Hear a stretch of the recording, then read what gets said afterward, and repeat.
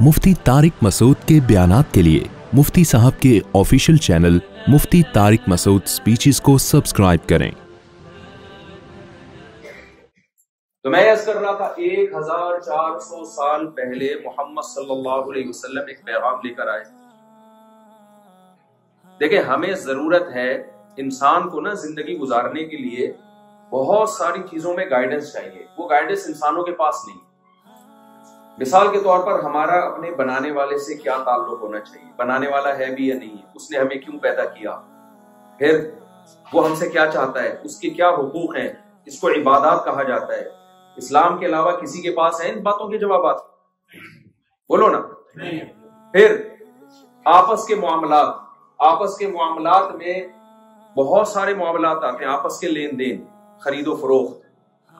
आपने Islamic banking का नाम तो सुना होगा, कभी हिंदू बैंकिंग का नाम सुना आपने?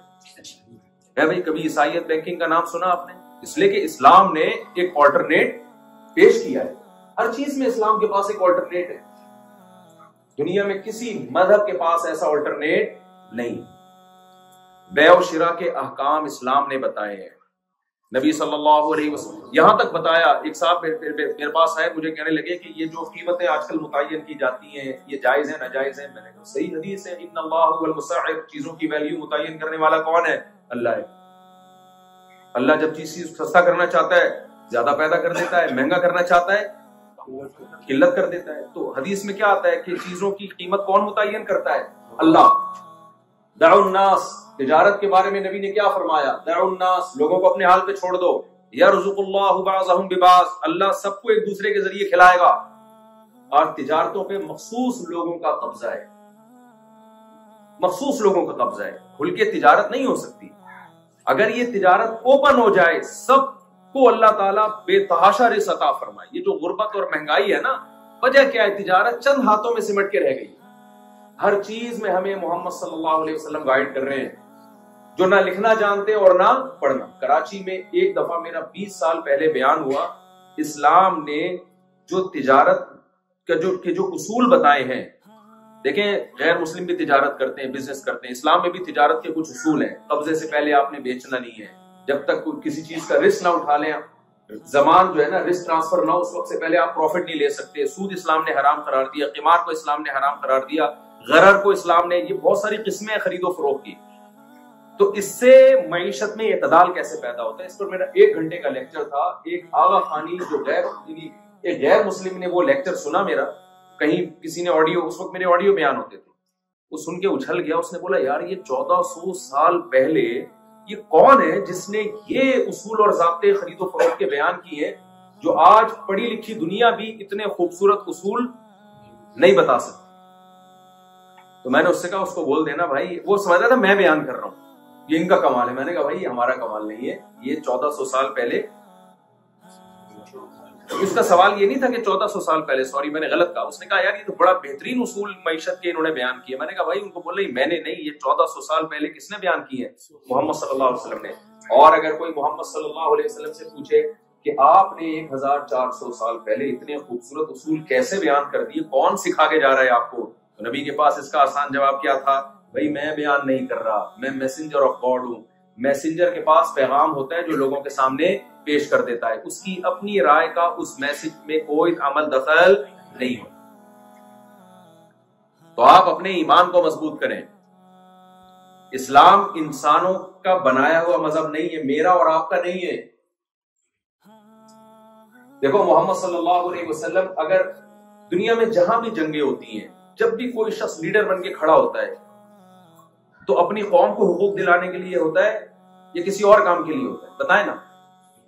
अबे तबीयत पर आना पड़ता है, क्या करूं? ऑस्ट्रेलिया में अबे तबीयत अच्छा नहीं लग रहा मुझे, लेकिन क्या करें। देखो मुझे एक बात बताओ, जितने सियासी लीडर है सारे अपनी कौम के लिए की बात कर रहे होते हैं।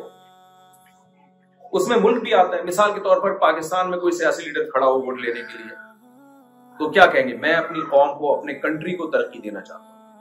क्या वो इस बेस पे आपसे वोट मांगेंगे कि मैं पूरी दुनिया के इंसानों को तरक्की दिलाना चाहता हूं? लोग कहेंगे बहुत पहले ही फेंक रहा था, आप मजीद फेंकना शुरू कर देंगे। यही कहेंगे कि कुछ और कहेंगे? यार कम छोड़ा करो यार, सारी दुनिया के सारे इंसानों का तुमने ठेका लिया भाई। جو بھی اٹھتا ہے وہ دعویٰ کیا کرتا ہے؟ میں اپنی قوم. اچھا پھر جو سیاسی لیڈر ہوتے ہیں بہت سے ان میں قوم پرست ہوتے ہیں، کہتے ہیں میں مہاجر قوم کو حقوق دلانا چاہتا ہوں، میں پشتون کو حقوق دلانا چاہتا ہوں، میں بلوچوں کو حقوق دلانا چاہتا ہوں، میں سندھیوں کو حقوق دلانا چاہتا ہوں، میں سرائکیوں کو حقوق. ہر شخص جو بھی شخص لیڈر بن کے اٹھتا ہے وہ اسپیسیفک کسی خاص قوم کا لیڈر بن کے اٹھتا ہے اپنی قوم کو حقوق دلانے کے لیے. اس کا دائرہ وسیع کرتے چلے جائیں گے تو زیادہ زیادہ وہ دعویٰ کرے گا اپنے کنٹری کو. لیکن محمد صلی اللہ علیہ وسلم جب اٹھے ہیں دعوت لے کر تو سب سے پہلے آپ نے اپنی قوم کی نفی کی ہے. آپ نے یہ دعویٰ نہیں کیا کہ میں عربوں کو دنیا میں مقام دلانے کے لیے کھڑا ہوں. نہ، اگر یہ بات ہوتی تو محمد صلی اللہ علیہ وسلم کی تلوار سب سے پہلے عربوں کے خلاف نہ چلتی. یہ جو کہتے ہیں نا اسلام تلوار کے زور سے پھیلا ہے، اور تلوار اور دہشت گردی، بھائی دہشت گردی اور تلوار ہمیشہ وہاں ہوتی ہے اپنی قوم کو سپورٹ کرو اور دوسروں کا بیڑا غرق کرو. وہاں کیا ہو رہا ہے؟ اپنی قوم کے خلاف لڑائی لڑی جا رہی ہے. سب سے پہلے 313 1000 کے خلاف لڑ رہے. 313 بھی عربی ہے جن میں اپنی قوم کے اگینسٹ، یعنی اپنی غیر قوم کے لوگ بھی، مدینہ کے لوگ بھی کچھ شامل ہیں اس میں. لیکن اس طرف جو لڑ رہے ہیں وہ ٹوٹلی اپنی قوم کے لوگ. تو محمد صلی اللہ علیہ وسلم کی دعوت کے لیے آپ نے ایک ایک چیز میں ہمیں گائیڈ کیا. خرید و فروخت میں ہمیں گائیڈ کیا، نکاح و طلاق کے حکام میں ہمیں گائیڈ کیا، وراثت کے حکام میں ہمیں گائیڈ کیا، حکومت کیسے چلانی ہے اس میں ہمیں گائیڈ کیا، طہارت کے حکام میں ہمیں گائیڈ کیا. آج دنیا میں صفائی کی باتیں ہو رہی ہیں. محمد صلی اللہ علیہ وسلم نے اس وقت طہارت کے حکام بیان کیے ہیں جب صفائی اور ستھرائی کے لفظ سے لوگ واقف نہیں. میں مدرسے میں جب گیا نا تو ہم نے جب کتاب شروع کی، فقہ کی سب سے پہلی کتاب ہے قدوری، یعنی جو اسلامک لاز ہے نا، جو بعد میں فقہاء نے پورے اسلام کے قوانین کو مرتب کیا نا، بھائی ترتیب سے اس کو جمع کیا. بھائی تو ترتیب جب دی جاتی ہے نا اسلامی قانون کو، اس میں سب سے پہلے طہارت کے ابواب آتے ہیں. یعنی اسلام کے جو قوانین شروع ہوتے ہیں وہ سب سے پہلے کہاں سے شروع ہوتے ہیں؟ صفائی ستھرائی سے. نہیں آئی میرا خیال ہے بات سمجھ میں. دنیا میں کوئی وکیل کو کہے کہ یار اس ملک کا قانون میرے سامنے لا کے رکھو، قانون کی کتابیں، تو آپ کا کیا خیال ہے؟ صفائی سے شروع ہوگی وہ ہے بھائی. صفائی بھی ایک چیپٹر ہوگا اس میں کہ کوئی کچرا پھینکے تو اس پہ یہ جرمانہ ہوگا. کہیں صفحہ نمبر 356 پہ جا کے کوئی شیخ ہوگی. حضرات فقہائے کرام نے، ابو حنیفہ، امام شافعی، امام مالک، امام احمد بن حنبل، یہ جو 4 بڑے بڑے فقہاء تھے جنہوں نے اسلامک لا کو مرتب کیا یا کروایا، تو ان میں جب اسلامی قانون کو کتابی شکل میں ریٹن فارم میں لایا گیا ہے تو تمام فقہاء، تمام علماء جو لا اور قانون کی ابتدا کرتے ہیں وہ کہاں سے کرتے ہیں؟ کتاب الطہارہ، صفائی کا باب.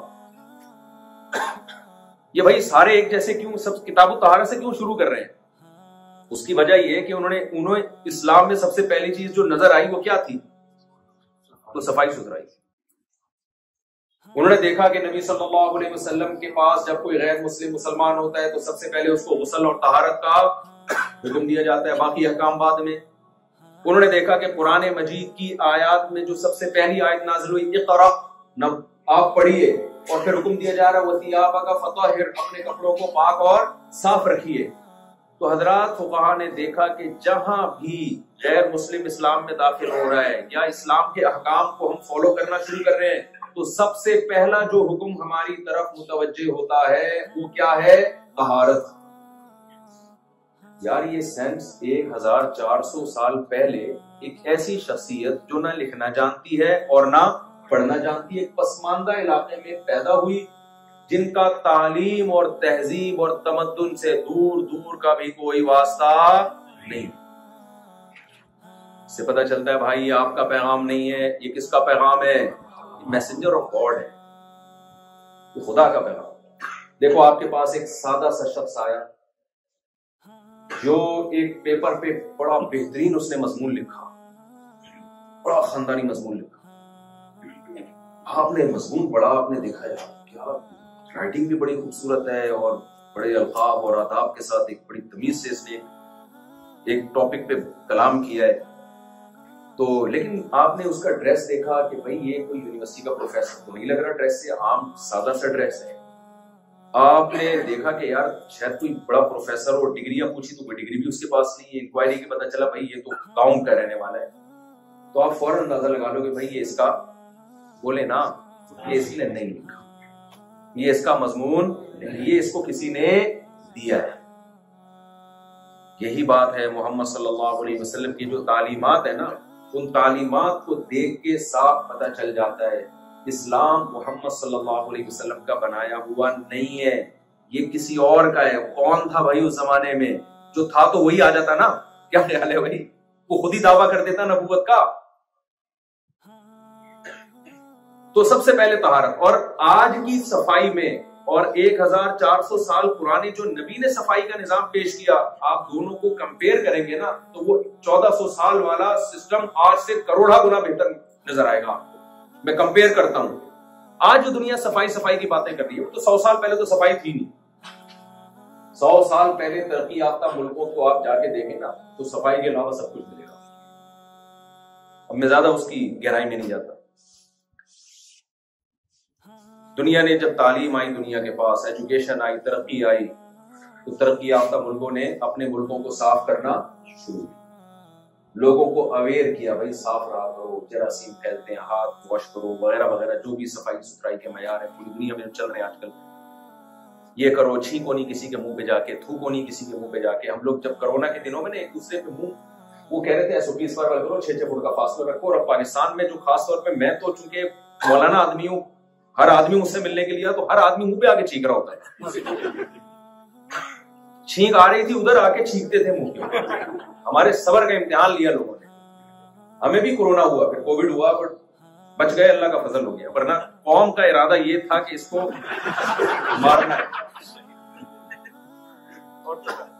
تو کوئی SOPs نہیں، کوئی صفائی ستھرائی کا نظام اب خراب ہو گیا سارا.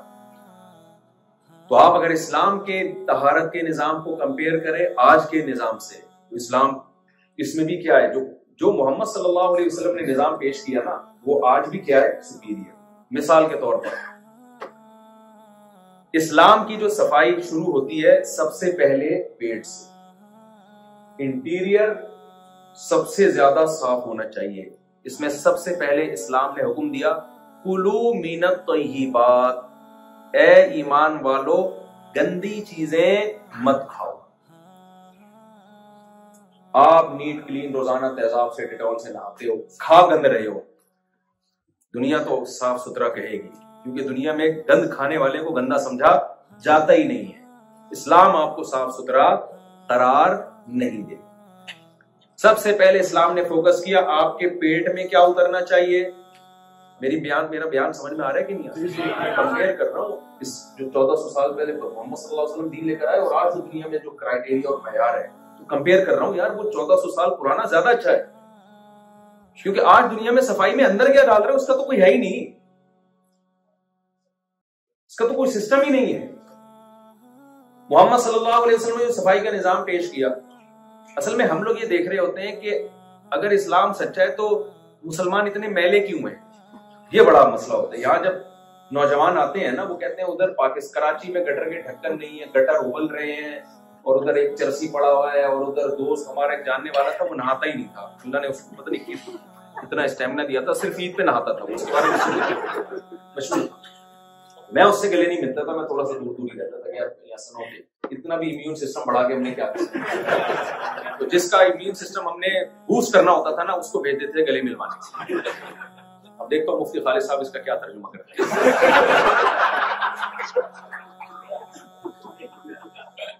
خالد صاحب کی بڑی آزمائی.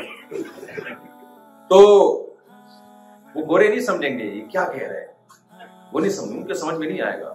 تو ایسا نہ وہ بولے وہی والی جاپانی والی بات ہو جائے کہ میری سسٹر کا کیا. تو ہماری جو ینگ جنریشن جب آتی ہے وہ دیکھتی ہے یار باتیں صفائی کی مسلمان کرتے ہیں، ادھر گندگی، ادھر کیا ہے، صفائی ہے. تو بھائی وہ مسلمان گڑبڑ کر رہا ہے. اسلام کا نظام طہارت اگر دیکھو تو وہ آج جو دنیا نے صفائی کا معیار جس چیز کو بنایا ہے، جو محمد صلی اللہ علیہ وسلم نے جو سسٹم دیا تھا وہ آج سے کروڑا گنا بہتر ہے. وہ تو प्रॉब्लम यहां से आ रही, मुसलमान ने छोड़ दिया उसको। मुसलमान की जिम्मेदारी तो नहीं ली ना अल्लाह ताला ने।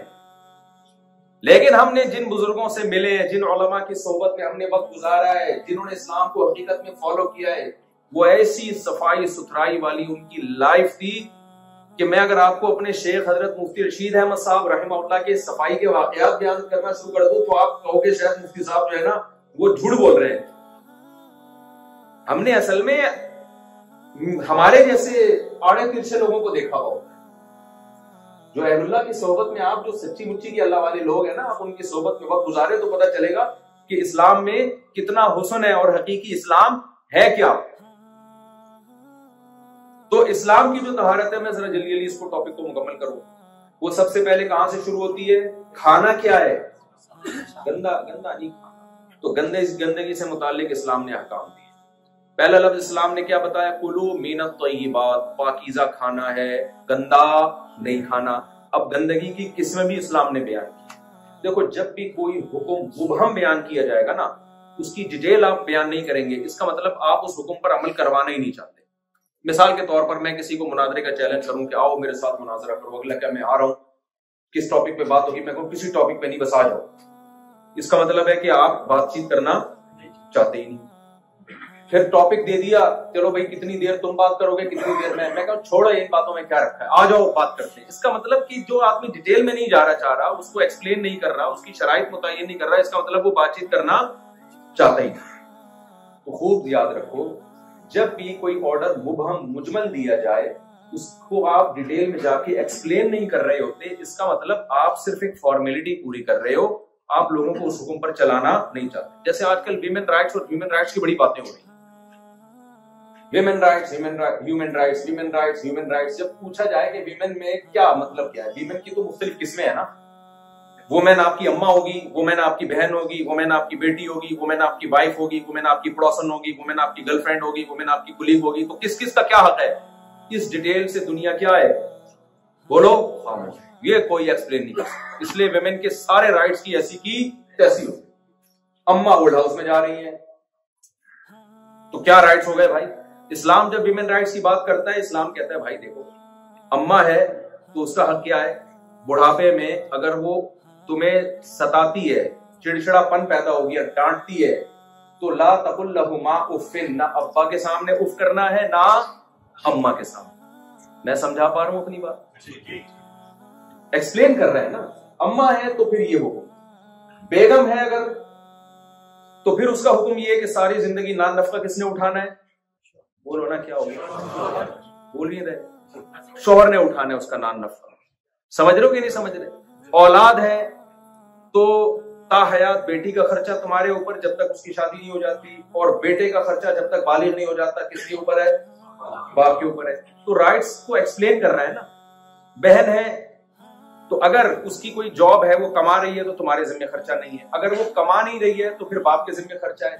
अगर बाप भी नहीं है तो फिर ये देखा जाएगा कि वअलल वारिसी मिस्लु ज़ालिक। कुरान में अल्लाह ने इरशाद फरमाया कि वारिसीन पर खर्चा उनकी विरासत के बगैर डिवाइड होता है। यानी देखा जाएगा ये खातून अगर मर जाती तो इसकी विरासत अगर होती तो किसको कितना हिस्सा मिलता।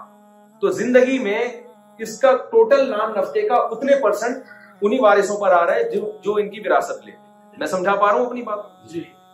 देखो, एक खातून की अगर डेथ हो जाए, अगर औरत के वालिद है ना, तो टोटल औलाद का खर्चे में कोई शरीक नहीं होता, वालिद ही होता है। वालल मौलूदी लहू रिज़्क़ुहुन्ना व किस्वतुहुन्ना बिल मारूफ और दीगर पुरानी आयात और नुसूस से पता चलता है कि बाप पर ही औलाद का खर्चा है।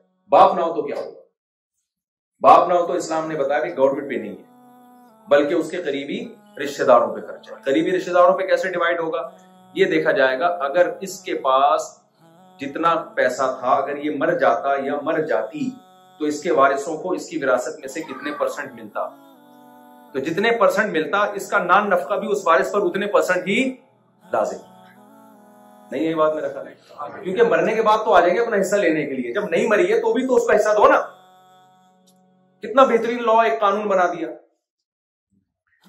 तो डिटेल में जा रहे हैं ना इस्लाम, एक एक चीज को एक्सप्लेन कर रहा है। तो हम औरत के बारे में जब इस्लाम से पूछते हैं, अम्मा का ये हक है, बहन का ये हक है, खाला का क्या हक है? अल खालातु बिमंजिलतिल उम। नबी ने फरमाया खाला भी कैसी है? माँ की जैसी हो। तो पड़ोसन का क्या हक है? पड़ोसन का हक ये कि उससे आपने बातचीत इस्लाम ने बताया।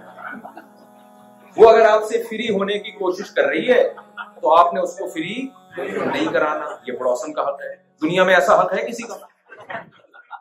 आप कह सकते हैं ये कैसी नाइंसाफी है? भाई ये नाइंसाफी इसलिए है कि पड़ोसन से आप जान छुड़ाएंगे तो वो टाइम किसको देंगे? आप अपनी बेगम। इस्लाम उसके हुकूक का आलम बरदार है, उसके हुकूक का तहफ़्फ़ुज़ कर रहा है। जो तुम्हारी वाइफ है वो तो एक डिप्रेशन की गोली आती है, पता नहीं बिलियन 5 बोलते हैं उसको, क्या बोलते हैं? बेलियन 5। मैं डिप्रेशन की गोलियां अल्हम्दुलिल्लाह नहीं खाता, हालांकि मैंने डिप्रेशन के इतने खानदानी किस्म के इंतजाम किए हुए हैं, आपकी सोच। देखो जो हमारा सेकुलर और लिबरल तबका है ना, यही इस्लाम की खूबी, आप इससे अंदाजा, यही इस्लाम की खूबी है। बात से बात निकल रही है, मैं चाह रहा हूं कि मैं जल्दी से बात को समेटूं, लेकिन इतनी बात से बात निकल रही है। एक दफा मुझसे किसी ने पूछा, ये टॉपिक कहीं चेंज ना हो जाए सफाई वाला, इसको मैंने कंप्लीट करना है। मुझसे किसी ने पूछा कि इस्लाम में डिवोर्स इतनी आसान है, धड़ 3 तलाकें निकालो, इतना पुराना रिश्ता, 4 बच्चे 6 बच्चे धाम से खत्म हो जाता है। यार ये कैसा, इतना खानदानी रिश्ता था, कुछ तो मुश्किल बनाया जाता उसको। 3 तलाकें निकालना जायज नहीं है, गुनाह है, लेकिन अगर कोई दे दे तो क्या होगा? और गैर मुस्लिमों में देखो डिवोर्स कितनी मुश्किल है, क्योंकि इतना प्यारा रिश्ता होता है। तो ऐसे नहीं होता धड़ गोरे ने कहा I divorce you, I divorce you, I divorce, धड़ करके रिश्ता खत्म ना। भाई वो पहले कोर्ट में जाएंगे, कोर्ट प्रॉपर्टी लेगी आती आपसे, बड़ा टेंशन, तो ये है। और हिंदू में भी बड़ा मुश्किल हो गया है, और वगैरह वगैरह। मैंने कहा ये देखो, ये तो मैं बात किसी और टाइम पे इस पे मैंने कई दफा बयान भी कर चुके, इस्लाम का जो दाम तलाक है, लेकिन बहुत आसान कर दिया। लेकिन डिवोर्स का रेशो किस में कम है? किस कौम में सबसे कम है? मुसलमानों।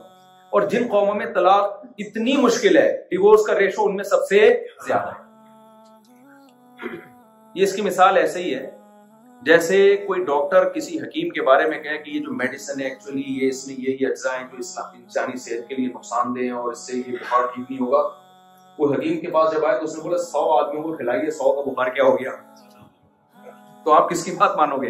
वो लैब के जो रिपोर्टें हैं उनको मानोगे, या जो प्रैक्टिकली जो मुशाहिदा हो रहा है उसको? मुशाहिदे से बढ़कर दुनिया में कोई दलील नहीं होती। देखो मैं भी इसकी एक दलील हूं। इस्लाम के बरहक होने की सबसे बड़ी दलील इस जमाने में मैं हूं। अल्लाह मुझे नजरे बस से बचा। लोग कहते हैं शादी टेंशन, बच्चे टेंशन, कहते हैं कि नहीं कहते? तभी गोरे शादी नहीं करते यार, टेंशन नहीं, मुसीबत और अजाब, गर्लफ्रेंड रखो यार। हिंदू भी इसी तरफ आ रहे हैं, गर्लफ्रेंड बॉयफ्रेंड, एक्चुअली जब छोड़ना होगा 2 मिनट में पतली गली से निकल गया। शादी तो एक, क्योंकि गर्लफ्रेंड जब आपकी होगी तो ना उसकी माँ आपकी सास होगी, ना उसके भाई आपके साले होंगे, क्या ख्याल है? ना चाचा ससुर, ना मामू ससुर, ना खाला सास, पता नहीं क्या क्या रिश्ते हैं। तो टेंशन बिल्कुल खत्म होनी चाहिए ना। लेकिन हमने इस्लाम को फॉलो किया, अल्लाह ने मुझे टूटी फूटी तौफीक दी, मैं कोई बहुत नेक मुसलमान नहीं। मैंने क्या किया, मैं जब मदरसे में गया तो मैंने कहा भाई इस्लाम तो प्रोमोट करता है जल्दी शादी को और खवातीन से मादरत के साथ ज्यादा शादियों को और कसरत औलाद को, जिसको दुनिया क्या समझ रही है? Total tension. तो मैंने कहा यार ये तो बिल्कुल इस्लाम की तालीम तो बिल्कुल इसके अगेंस्ट है। दूसरी बात ये, टेंशन ना भी हो, एक टेंशन तो शादी में और बच्चों में सबसे बड़ी टेंशन है कि खिलाएंगे कहां से। महदूद आमदन वाला एक शादी का नहीं, और खासतौर पर पाकिस्तान में सोचता तो वो ज्यादा शादियों का कैसे सोचे। तो हमारे लिए तो एक शादी सोचना भी बड़ा मुश्किल काम था, क्योंकि मेरे लिए तो बड़ा मुश्किल काम था। महदूद तनख्वाहों में कैसे कर सकता है इंसान, और फिर औलाद की कसरत। तो हमें सूरह नूर में हमने आयत पढ़ी, कुरान कहता है निकाह करो, निकाह करो, अगर फकीर हो गए अल्लाह अपने फजल से क्या कर देगा? बीवी आएगी तो अपनी रोजी, अपनी किस्मत की रोजी लेकर आएगी। तो प्रोग्राम तो बढ़ गया। वो जो फैमिली प्लानिंग वालों का प्रोग्राम था, इस कुरान की आयत और ये हदीस सुनने के बाद उनका सारा प्रोग्राम क्या हो गया? वो जो बचपन से अल्लाह माफ फरमाए ड्रामे देखे थे, तौबा कर ली थी उनसे, उनमें तो ये सिखाया जा रहा था बच्चे 2 ही अच्छे, और फिर हर जगह एडवर्टाइजमेंट में यही सिखाया जा रहा था बच्चे 2 ही अच्छे, हर जगह महंगाई महंगाई, और फिर लतीफे बीवियों पे इतने बने हुए हैं कि बीवी से बड़ी दुनिया में लगता है कोई टेंशन है ही नहीं। इतने हमने लतीफे सुने हुए थे, कुछ लतीफे तो मेरे वालिद साहब मुझे वालिदा की मौजूदगी में सुनाते थे। मेरे वाले साहब एक लतीफा बहुत सुनाया करते थे मेरी वालदा की मौजूदगी में। तो वो सुना रहे थे कि वो हमारी वालदा भी बैठी हुई थी, तो जोक चलता रहता था मेरे वालिद वालदा में। तो मेरे वालिद को लतीफा सुनाते थे कि एक बुजुर्ग थे, वो बड़ी करामतें दिखाया करते थे, लोग उनके हाथ चूमते, यार बड़े पहुंचे हुए बुजुर्ग हैं। बीवी कहती 2 नंबर है फ्रॉडी, बीवी कहाँ मानती है शौहर। तो वो बुजुर्ग ने कहा यार घर में इज्जत है नहीं तो क्या बाहर जो लोग मेरे हाथ चूम रहे हैं तो क्या फायदा। तो उन्होंने कहा कि मैं आज ना अपनी बेगम को एक ऐसी करामत दिखाता हूँ कि ये मुझे मान जाएगा बुजुर्ग। तो वो बाहर गए हवा में उड़ते हुए, घर की छत पे से उड़ते। बेगम ने देखा, बेगम यानी भेष बदल के गए ना। तो जब घर में आए तो बेगम ने पूछा, बेगम से कहने लगे, बेगम ने कहा देखो एक वो बुजुर्ग है बगैर सीढ़ियों के ऐसे हवा में उड़ते हुए जा रहे हैं, और एक आप वो पता नहीं किसकी छोटी मोटी क्या करामतें दिखा रहे होते आप। वो बड़ा खुश हुए, उन्होंने कहा देख बेगम वो मैं ही तो था। बेगम कहती अच्छा जब भी टेढ़े टेढ़े होते।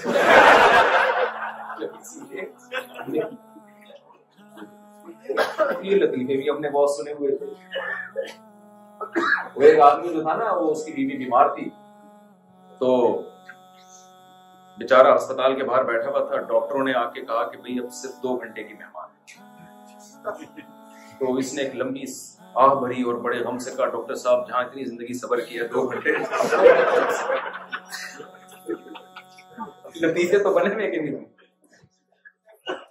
बहुत सारे लतीफे बने हुए, लेकिन हम ये कहते थे कि यार कुरान इसके अगेंस्ट बात कर रहा है।